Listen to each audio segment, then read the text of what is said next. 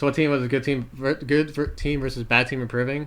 The thing is, I also explained this to Dropped on stream like last night. Like those zone maps, there are way like yes, there's an extent advantage of it, but it's so much smaller than people understand. Like it is so much smaller than people like really understand it. To be honest, when I was talking to like other pros about it and like reading the map, they were even reading it correctly, like at all. Like I was talking to Dropped about lava fissure exclusion areas and shit, and like the guy wasn't even reading the fucking like map correctly, even though I said that it was easy to read, because because their exclusion maps are inaccurate, and he just and like somehow he doesn't even understand it. Like I gave him a comparison of his map that he has for specifically his drop spot compared to mine, and the guy he didn't even know what to say. He was literally speechless.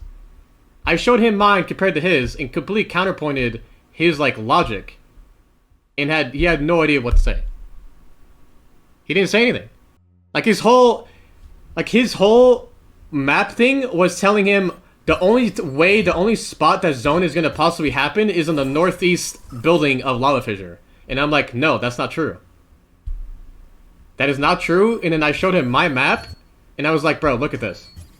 There's still so many zones that are possible on the west side of lava fissure, but you're literally like using your dogshit map and not understanding like it's a lot less useful than you think. A lot less useful. There's only certain areas of the map that is actually like beneficial, and that's only if you even land in that area to have priority to play certain positions in the first place. If I know zone is not going to be ending in a certain spot at a POI and I'm fucking across the map, what does that have? How is that going to benefit me? If everyone has the same information that, let's say, zone can only end northeast of antenna, what is everyone just going to fucking 20 team pile up in the one spot?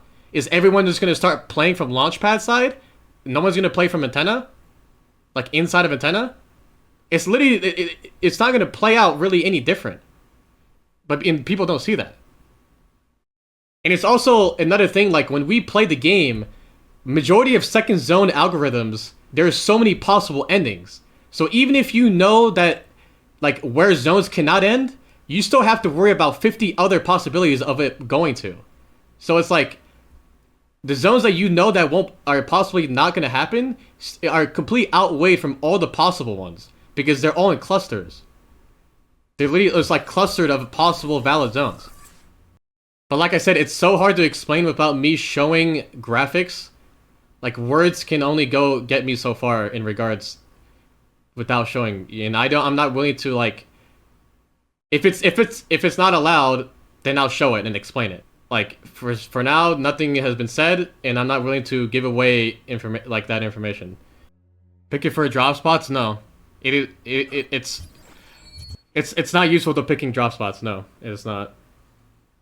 Barley, thanks for 16 months. I can tell you from the top of my head, there's only certain positions on the map of Storm Point. Like I'm gonna give you some from what I remember that is actually like somewhat beneficial understanding where zones cannot be finished at or ending at. So like antenna is one example. Command center is another example. And launchpad.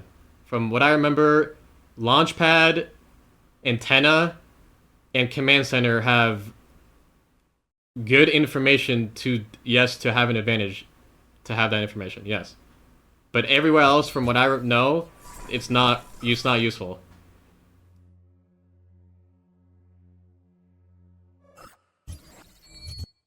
Rain God, thanks for 4 months.